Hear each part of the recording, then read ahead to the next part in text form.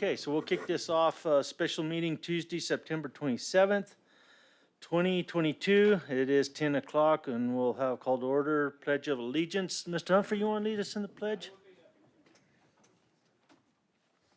I pledge allegiance to the flag of the United States of America and to the republic for which it stands, one nation, under God, indivisible, with liberty and justice for all. Okay. All right, we'll start with number 2, regular agenda items, 2A. And I will need a motion to recess as a County Board of Supervisors and convene as a Gila County Board of Equalization. So moved, Mr. Chair. I will second the motion. Having a motion and a second, all in favor, do so by saying aye. Aye. Aye. Aye, motion carries. 2A, information, discussion, action to receive and accept the Gila County Board of Equalization hearing officer's recommendations regarding appeal hearings that were held on September 21st, 2022 for the tax year 2023 property valuations. Missy, you're it. Thank you, Chairman, board members. Under statute, we are required that each year the assessor issue a notice of value cards that every property owner in Gila County and property owners who disagree with the assessor's valuation of the property can follow the process outlined in the ARS statutes to appeal the assessor's valuation.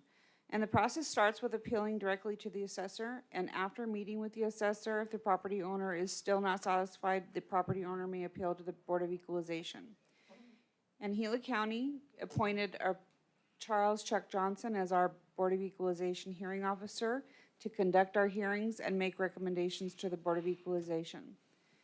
After the petitions that met the requirements and are scheduled the hearings, and our hearings were conducted on September 21st, and the assessor staff were sworn along with the property owners, and the hearings were held.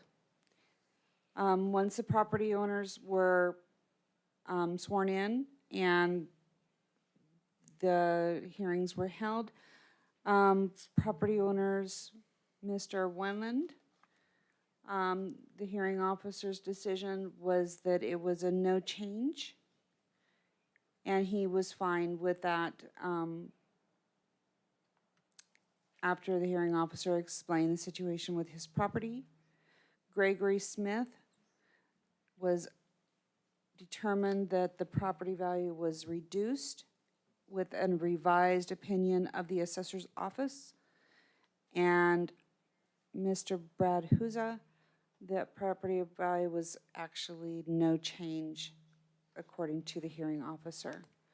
And that concluded the hearing officer's determinations for the hearing.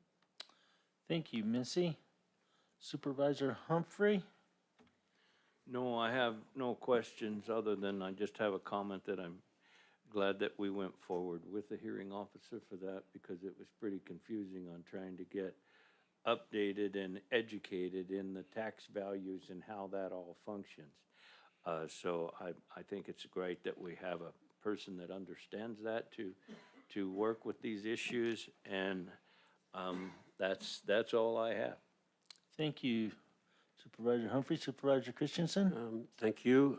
So to clarify, I don't know what a hearing officer decision 121, what does that represent? Those represent, if you look at the bottom of the sheet, Okay. of the spreadsheet, it actually determines no change, upheld assessor's revised opinion of value, and decreases number 3 if it was determined that it was a complete decrease. Okay, great. Yeah, I should have seen that. What is the difference between the classes 3.1 and 4.1? That is an assessor's class value, assessor's, I believe, Christina Hex, are you here? Thank you, Christina.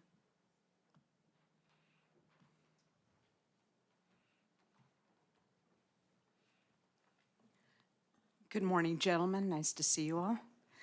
The difference between Class 3 and Class 4 is Class 3 is the primary residence, what is considered the primary residence. Class 4 is a non-primary residence or a secondary residence. Okay, that's helpful. Thank you. And so are we going to hear from the property owners today? No. No, when the hearing officer made his determination, if they were not happy with that determination, they would go on to the next level, which would be to go to tax court. Or us? Yes, sir, but that's only, I don't know, don't recognize anyone here as one of the taxpayers. So they would be here to listen to whether you would accept the hearing officer's findings. You could either agree with that, of course, or disagree, and at that point, they could make a decision whether they want to go with that decision or go to tax court from, Okay. okay? Well, the difficulty that I have is I don't know whether the hearing, I mean, to agree or disagree without knowing more information makes it Certainly. harder for me to make a decision on whether or not the property owners have a case here or not, so, Certainly.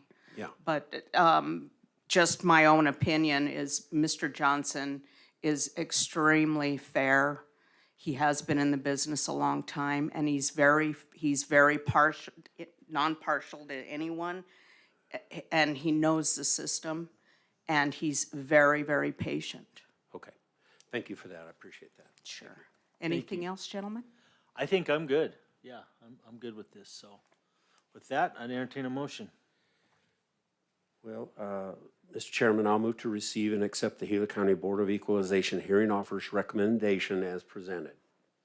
Mr. Chair, I'll second that. Having a motion and a second, all in favor, do so by saying aye. Aye? Aye. Aye, motion carries. Thank you, Missy. Oh, and now I need a motion to adjourn as Gila County Board of Equalization and reconvene as the Gila County Board of Supervisors. Mr. Chair, so moved. I will second. Having a motion and a second, all in favor, do so by saying aye. Aye? Aye. Aye, motion carries. Back to 2B, information discussion of draft ordinance number 2022-07, engine braking for unincorporated areas of Gila County. Michael? Great. Good morning, Chairman, members of the board. So this item was brought up a couple months ago, and there's been increased complaints from the residents in northern Gila County, particular Pine Strawberry area, about the engine braking of the large trucks coming through that area. And if you know anything about engine braking, that noise can be squealing and very loud, especially at nighttime. So what we've been working on, I have up in Payson, I have Jessica from the county attorneys who's been working on this project. Steve Sanders initially started this project and created a draft ordinance for consideration for moving forward to deal with some of those noises up in that particular area. So the process basically for a noise ordinance is to create an ordinance through our process, and then if the board chooses to adopt that ordinance, and this ordinance would get sent to ADOT in Flagstaff, and then they make the determination whether or not to put up signs in the particular milepost areas that we're concerned about that have the most engine braking noise, and it would be ADOT that goes ahead and puts those signs up if they make the determination that this ordinance is valid. So we really don't know what their decision would be in the end, but it's one of those things that we're told that's the process. So so that's what I have here in front of you. Jessica and Steve Sanders came up with this draft ordinance to deal with this. And it's just, and today what I'd like to do is have an open dialogue and conversation about this ordinance to sort of get a better direction on which way to move forward from this point of view. And up in Payson, we also have the sheriff office representatives. We have Sheriff Adam Shepard, we have Under Sheriff Matt Binney, Sarah White, and Lieutenant Scott are up there, who they have some insights as well, because this also deals with some of roads and possible enforcement action, possibly on their part. So what I'd like to do is just have you ask me any questions, and then I'll go ahead and bring the sheriff into this discussion to hear their point of view. Thank you, Michael. You bet. Supervisor Humphrey. Yeah, the only question I would have is adopting an ordinance is one thing, but enforcing it is another one. Adopting one, that doesn't get enforced, then it doesn't do a whole lot of good to adopt an ordinance. So I'm glad the sheriff is here to speak about it, because like you say, at night, so what, do you get a driver's license number and report it, and then they follow up? Because I would think unless you're actually there when the brake is used, it would be very hard to enforce that. Just my 2 cents worth. Great, thank you, sir. Supervisor Christensen. Thank you. And this really is here because of requests from my constituents in Pine, who said we've got guys running their jake brake all the way through town needlessly. The hill there needs to have jake brake, and so, but doesn't have to have it needlessly going right down through town. And so I look at it as 2 issues. Enforcement being another issue. And let's just say we're not going to really have the opportunity or time to enforce it properly. Just having the signage there, I think, would reduce the level and the amount of people as the awareness of a trucker coming through goes, oh, they have a noise ordinance, I'll back off on my brake. And I think that's going to be the benefit, is to have that as a tool for that area. And so that's kind of my thoughts on it. I don't think we can have signage without having the ordinance. So. That would be correct. Right. And so I know the sheriff department may say, well, we're not going to be able to enforce this, but it's maybe not all the time, maybe not regularly, but it still would provide signage, which is probably the most important. Thank you. Thank you, sir. So, Michael, I think there's a couple things here. One is, like coming off into Strawberry right there, you got a heck of a hill when you turn off the top. And I can pretty much guarantee you all those houses down the canyon from Strawberry right there can hear those jake brakes when they flip on. But to make them turn them off would almost be another problem, more of a safety issue for the traffic and the trucks, because that's a pretty long hill to rely solely on your brakes and gears to get to the bottom with those kind of loads. So my thought is I'd like to see what you're thinking about as far as where you would place that sign. Like going through town, right through Strawberry, right through Pine. Yeah, I don't think they need it, but when they turn off those hills, they do need it. And I think to restrict that, we're gonna create another issue. So mine would be just more or less, my thoughts are just where would be the placement of those signs, and where would you want them to quit using those brakes? I'll be the first to tell you there's a lot of truckers out there that like to hear the sound of that jake brake when it comes on, so. But I know that coming off those grades, they do need them. So part of the package has the mile markers, which was suggested in the Pine Strawberry area at mile marker 266 to 271. So it would be 5 miles. That's where the signs would be placed. I don't know where 271 is, like coming off from the very top of the rim right there. How far up out of Strawberry is that? If I'm not mistaken, Supervisor, that's about a mile or 2 above that. So pretty much up that grade quite a ways. Yeah. Yeah, I don't know that I would go for that. Chairman, if I might? Mm-hmm. Yeah, no, I wouldn't think that we would want to have it coming down the rim or coming down from Strawberry until you reach the actual level kind of sections of town. Yeah. That's where I think it's reasonable to say, okay, you've had your break all the way down to this point. Now, have a little courtesy as you travel right through the solid part of the commercial district. To me, I would not agree with having it the whole distance. That would be a safety issue. And it's probably my mistake, since I'm new to this project in about a week and a half ago. No, it's as not far a as the mistake, mile it's markers just go. a clarification. So, yeah, Just a clarification. yeah, thank you very much, sir. Yeah. Oh, that's what's good about these special sessions. We can discuss this, Michael. so, Absolutely. Yeah, no, it's good.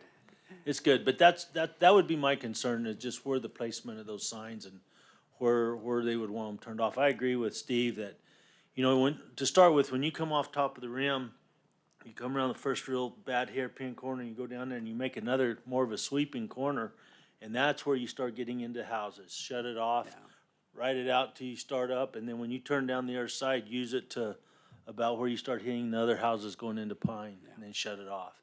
I think that's reasonable. But that's what I would like to see if we're gonna do this. Mr. Chair, if I might add, why don't we get in touch with someone who drives a big truck off that hill at a regular distance for their input on safety and what is necessary and what isn't necessary? Well, and I think Supervisor Christensen's got a good opportunity with Sturge Hill right there. And all their trucks, or Pine, or Pace and Concrete. Yep. Yeah, I mean, someone that, you know, that consistently drives that, so they can say, hey, you know, for safety, you guys better not do this, Right. or it would be best to do that. You know, I mean, input from the people on the ground floor is always good input as far as I'm concerned. That would be a pretty good lick too. I can work with you on getting that information. Perfect, thank you. Yeah. And I don't know, Sheriff, do you have anything you Mr. wanted to? Mr. Chairman? Yeah. If I could for a moment, San Carlos Tribe has also submitted a letter to the county and requesting that a certain portion of the highway out by San Carlos, that it be designated as such and eliminate the Jake breaks out there. So there's a couple of areas that we've gotten interest in this ordinance from. So is that San Carlos one, is it up for discussion now? So, and thank you, James, for bringing that up. They have been contacted, they are interested, and I was gonna bring that up as part of this conversation. Where it's left right now is with the tribe attorney to get also the work with Graham County, because they also want part of the Graham County to include in this. So in talking with Jessica in the county attorney's office, we can move forward with this with including or not including San Carlos, but if they don't go back to us, we could still move forward without including San Carlos, but adding an amendment at a future date. Once we hear back from their attorney and that they've contacted Graham County and have Graham County as well as us on board. So it's a simple process to add them in at a later date as well. Okay, the same discussion we're having with Pine and Strawberry, to me, is same thing for San Carlos. It just depends on where you want to shut those breaks off. Yeah. Obviously, we don't have any say on the other side of the bridge, but on this side, you know, that's the only thing I'd be looking at and that's just pure from a safety standpoint, so. Mr. Chairman, I just bring that up, that there's additional areas that would, an ordinance for the county may apply to different areas, and it would be certain mileage or something, if it was enacted, that it would apply to. Yeah, so, yeah, but it's the same thing. Last thing you want to do is have a runaway truck in the middle of town, so. Yeah. Sheriff, good morning. Good morning, Chairman, Board, audience and staff. It's good to see everybody today. We appreciate you letting us address you on this issue. Can you hear me okay? We can, you bet. Okay, I did. Hoping I wasn't blasting you out or anything or not loud enough. So I would like to kind of cover two things. Actually, you guys, all of your comments put together pretty much took care of our presentation, so I'll just go back and make some brief comments on it. I brought Tim Scott along today, along with myself. We both are actually CDL drivers for the county, and we have driven county equipment fully loaded over those routes that we're talking about in Pine Strawberry. So you are getting it straight from the horse's mouth in this case today. I can tell you that you would not want to limit the use of the safety factors that are on the vehicle. In this particular case, we have pulled loads for the county all the way from California to Florida, and I can tell you that those two routes coming off of our rim on both sides, 260 and 87, are some of the most steep and dangerous routes that we actually encounter along the entire route, believe it or not. So I can tell you that we certainly would not support a blanket ordinance for those areas. But as was discussed, and we've certainly discussed it pretty lengthy after we found out that you guys were going to be discussing this today, I think that the signs up, once you flatten out in both of the communities, is prudent, and maybe it would help to remind the trucks, because that's one thing that they're supposed to be looking for. I can tell you from taking the exam, that's one of the things that they quiz you on, is whether or not you saw those notifications when you go through these communities. As you know, Star Valley, east of town, east of Payson here, has those signs up. And if you happen to be driving past that on your exam, you're tested on whether or not you not only read and understood the ordinance or the restriction, but that you also followed it by turning the brake off of the truck. So I think those short periods, and they're in Pine proper and in Strawberry proper, where the grade does flatten out quite a bit, would be something that we could support. And as Supervisor Humphreys mentioned, we certainly would have to be there or have a credible witness feed us the information if somebody came through town with their Jake on and in violation of the ordinance, if we did that, and do some research on it and maybe contact the company. The thing that's nice about commercial corporations that run these trucks is they don't want trouble with locals, and they don't want trouble with the law. So if we do recognize a problem, somebody is coming through there on a normal basis, we should be able to work with the company and get that taken care of. But other than that, like I said, I think as a reminder, having that sign up as they enter those two communities proper. But I think it was Supervisor Klein that mentioned, if you're coming off of that top, when you start off on that hill, that last little spot, there as you come over the rim on 87, that you can see. I mean, those of you that have driven that, I'm sure can remember this. You can see the homes down in the Strawberry area from there quite clearly.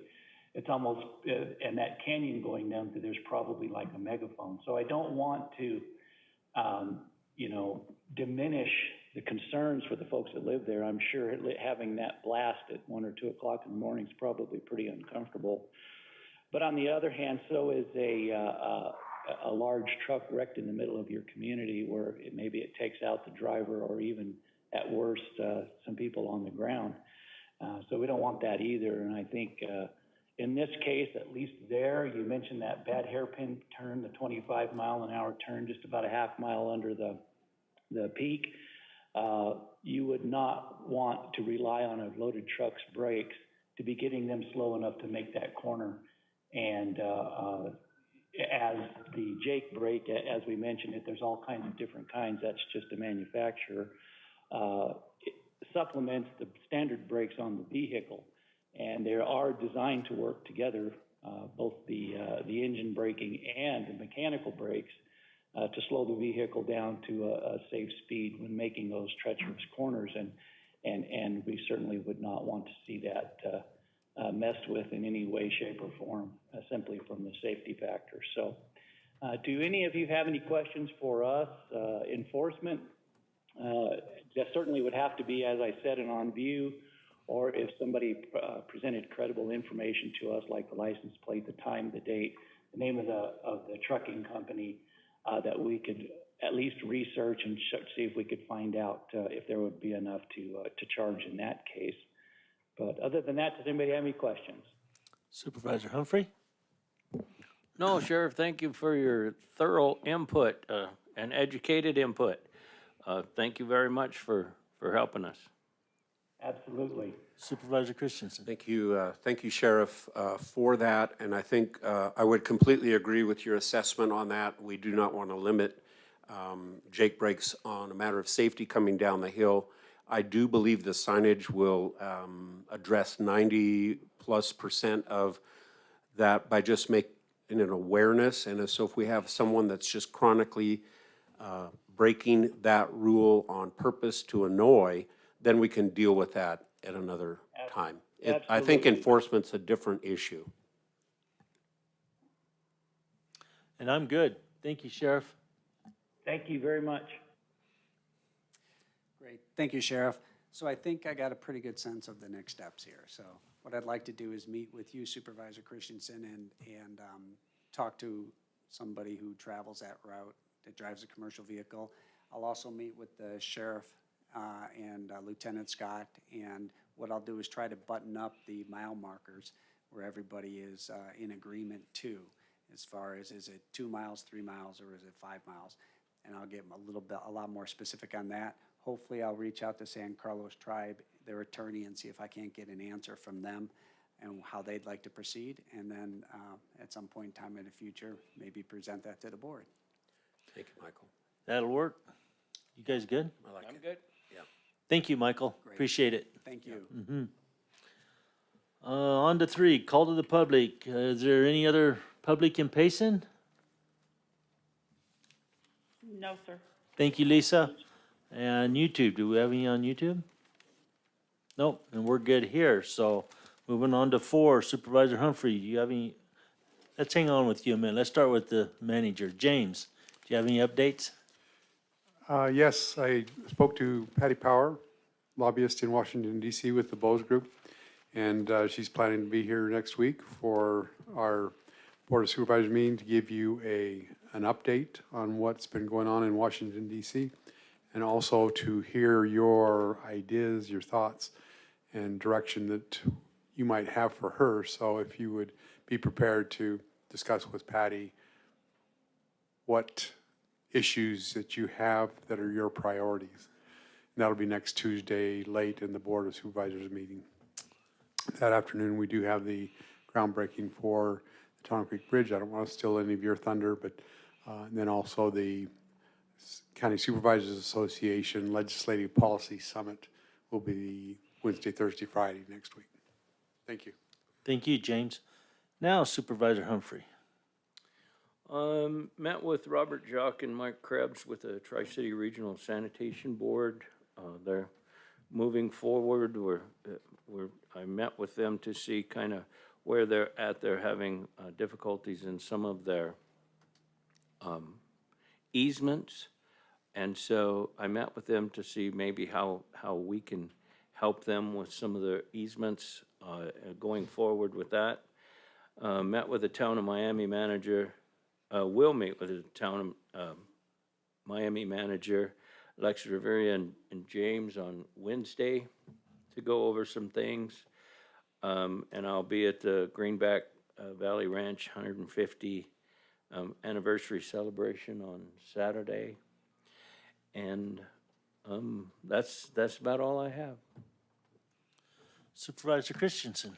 Thank you. So in today's roundup, I have to point out something that might be an interest to Senator Supervisor Humphrey. There's a family there, Trey and Candace Hale, who live on the Hash Knife Ranch in Gila. And they just had a child, and it's a baby girl, and it's the first girl born in 102 years in that family. Yeah. So they've been specializing in boys all that time. And so 102 years has gone by since the last woman was born in that family. So I thought that was really cute, actually. I want to thank Michael O'Driscoll, too. He's, in my opinion, really stepped up to his new position. He's stepped up to a high level of communication and help, and I appreciate that. So thank you, Michael, for that.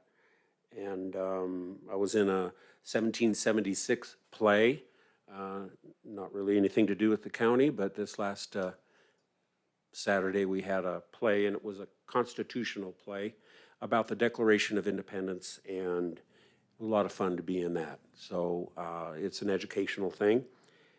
And attended the Rim Country Republican Club luncheon yesterday.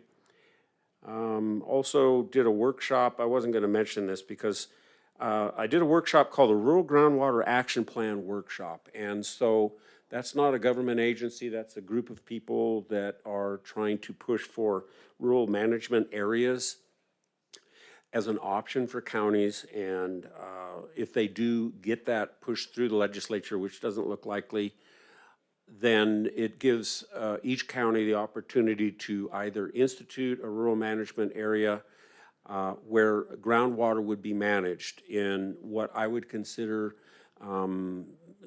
something we would not need in Gila County.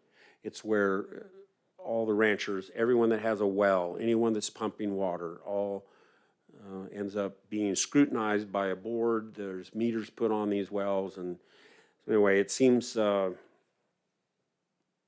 can understand, I guess, what the premise is, where people are maybe pumping excessive amounts out of an area, but I don't think that exists in Gila County. So I kind of don't think I'm going to attend any more of those meetings. It just seemed to not be the right fit for me. So anyway, that's all I have. Thanks. I can guarantee you I won't be attending those meetings, so that, Maybe you should so you can protect your well. yeah, that's a good way to restart the Pleasant Valley War right there, I'll guarantee you, so, yeah. Last Wednesday, I met with our interim director on our workforce, local workforce board, Trevor Stokes, really a nice guy. Seemed really knowledgeable and is helping us fix some things. Right now, we're in the process of moving the one-stop shop in Sholo from what they call the work center, Sholo Work Center right there, back to the DES office. And we'll have a meeting on that tomorrow with the full group, and it'll be a lot better set up right there. So I'm really hopeful that we'll vote that in and get that done. Also, we have a meeting tomorrow with Senator Kelly's office and the Forest Service, which will be Neil Bosworth, the supervisor of the Tonto, and Matt Pachorik to discuss the rewording of the Senate bill regarding the veterans site. And that's to discuss the revisionary clause in the bill and see what we can come up with on that and the wording we can do on that. And I believe, Jessica, are you gonna be able to attend that? Chairman Klein, I will be there for discussion on the reversionary. Okay. Yep. You're gonna be here in Globe, or are you gonna do it on Zoom? Whichever you would prefer. Okay. I'll give you a call a little later on today. Sounds good. So I'm looking forward to that and getting that wording right in that bill and working with Neil and them to do it. And other than that, I think that is it. I hope, looked like all the kids did good at our county fair on their animals. I'm not sure what the turnout was or how many participated, but it looked like the 4-H'ers did a really good deal there. So I wasn't able to be there, but congratulations to all them. James? Mr. Chairman, I'll just report that the animals, sales of the animals did really well, and the prices were good for the kids, so that was exciting Good. for them, and really good event. Good deal. And so anyway, you two have anything else you want, Steve? Yes, thank you. I wanted to congratulate Josh Beck in his new position. He's not here today, but I mistakenly thought someone else was him. Sorry. Need to wear my glasses better, I guess so. Also, Lori Brown this morning was made mention that the fair here in Globe did not have any winning buckles to present, and she thought that that would be a good idea to consider for subsequent fairs going forward, that they would like to have a buckle if you're the winner. So, did the cattle growers not sponsor buckles on this, or? Mr. Chairman, Supervisor Christensen, I'm not sure about that. I know that that was discussed by the Fair Board, witnessing it myself. So I'm not sure quite what happened, but there were intended to be buckles and awards and all those things Okay, for the entrance. so anyway. We'll find out about it. She was concerned about that process, and maybe we could look at that. Yeah. Yeah. Supervisor Yeah, Humphrey? just 2 cents. That's why we're trying to, with the Fair and Racing Commission have dissolved and everything's just kind of a loose cannon. That's why we're trying to get a group together to have a board that oversees a lot of the fair and 4-H and the fairgrounds in general, is so that, we can maybe try to better organize our events going forward and have events going forward Because like I say, right now, it's just kind of a few volunteers and people trying to do what they can do to do that. And so that's why we're trying to get a board together that kind of oversees all the things going on at the fairgrounds to help organization a little bit more, I would believe, in the long run.